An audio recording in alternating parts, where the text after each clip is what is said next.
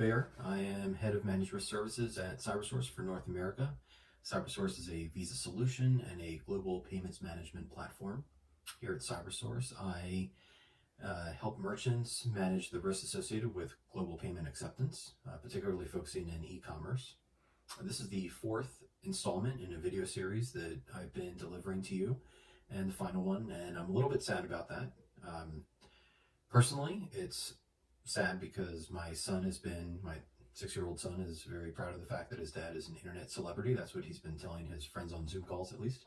And I'm quite certain that will never happen again. But professionally, it's been very rewarding to deliver these fraud trends to you. And hopefully you found them interesting and beneficial and helpful for you as you deal with your own circumstances around the scenarios that we're dealing with today. So first, I want to recap what we have discussed in the first 3 videos before we get into today's session. And, just so we can put everything together, if you have not gotten an opportunity to view any of the previous videos, I definitely encourage you to do so. There's some great context there, and I encourage you to share videos with any of your colleagues or anyone who might find this beneficial as well.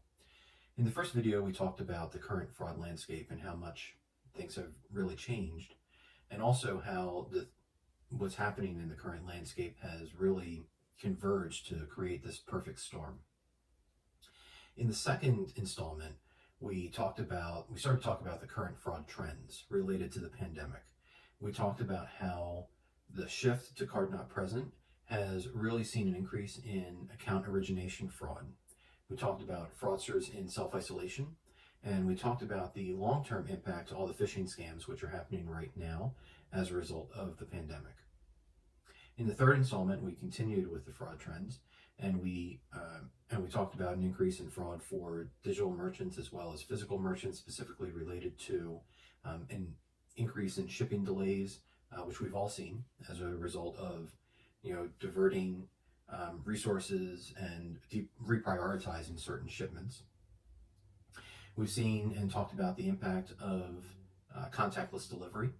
And then lastly, in our third segment, we talked about using proactive refunds to mitigate and help reduce the impact of friendly fraud or first-party fraud chargebacks that come as a result of the circumstances that we're in.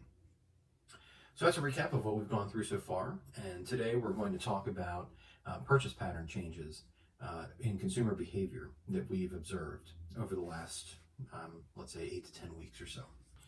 So the first one is interesting. As we go through these, a lot of these are going to make sense, and a lot of them you're going to look at and say it's actually very congruent with the way that a lot of us have been required to live our lives recently. One of them is working from home in many ways complements fraud screening from a positive behavior perspective.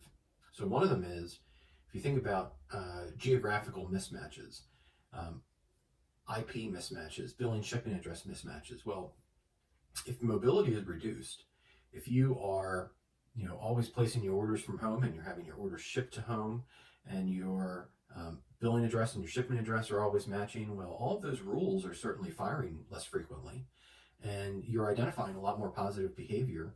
You're seeing a lot less mobility in your customers, and those rules are having a lot more accuracy. So all those things, along with merchants who employ like morphine with their velocity and things like that, we're just seeing a lot less orders that originate from colleges, hotels, or shipping to a hotel with business travelers, coffee shops, internet cafes, all these types of things that historically give fraud strategies a little bit of difficulty. They just don't exist as much right now. And that makes things a little bit more easy, at least to identify good behavior. And as a result, it's been very interesting that in some circumstances, we've seen the approved reject rate within review populations that sometimes is a 90-10 split has actually gone to like a 60-40 split, because it's that much easier to auto-approve decisions. It has narrowed down the review population and made the review population much more fraud rich, which is a positive and is an unintended consequence, an unintended bonus or unexpected bonus for review teams which otherwise are dealing with a lot of volume and a lot of headwinds otherwise. Also, time of day has shifted a lot. We're seeing a lot of orders that are, since people are working from home, the time of day that they're shopping is different. People aren't going out to lunch. A lot of people are shopping during lunch. A lot of people are shopping after midnight, much more than usual. No surprise, a lot of people can't sleep. Or they're finding that, with families at home, after 10 o'clock or 11 o'clock, when kids are in bed and they finally have, your parents have some time to themselves, that's the time that they spend some time online. So there's definitely some changes to what's happening compared to traditional shopping times. We're not seeing the same traditional surge that we see on weekends. Just like there are so many jokes out there, the days of the week don't matter quite so much anymore, and the times of the day don't matter so much anymore when it comes to shopping online. So merchants out there and fraud strategies out there that specifically focus on the time of day or day of the week may want to be revisited, because those rules and those strategies are not quite as applicable as they normally would be. Of course, that's not going to last forever, but that certainly is congruent with the way we are living our lives today. The last point I want to make today is, fraud teams are having to adjust to social distancing and the impact that has on purchase patterns. So there are at-risk people in our population, elderly, other family members who are at risk for whatever reason. They can't leave their homes or are unwilling to leave their homes to purchase everyday items. So they have family members purchasing for them. Maybe these elderly people are going online for the first time.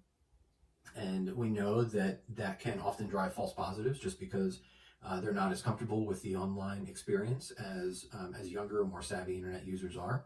So also with people placing orders on behalf of others, that can drive false positives because of mismatches.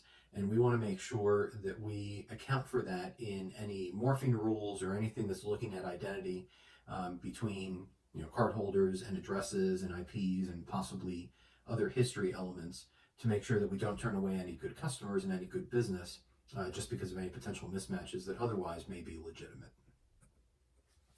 So to recap today, decreased mobility has certainly increased the accuracy of geolocation matches and has helped identify positive behavior more accurately. There's no doubt about that.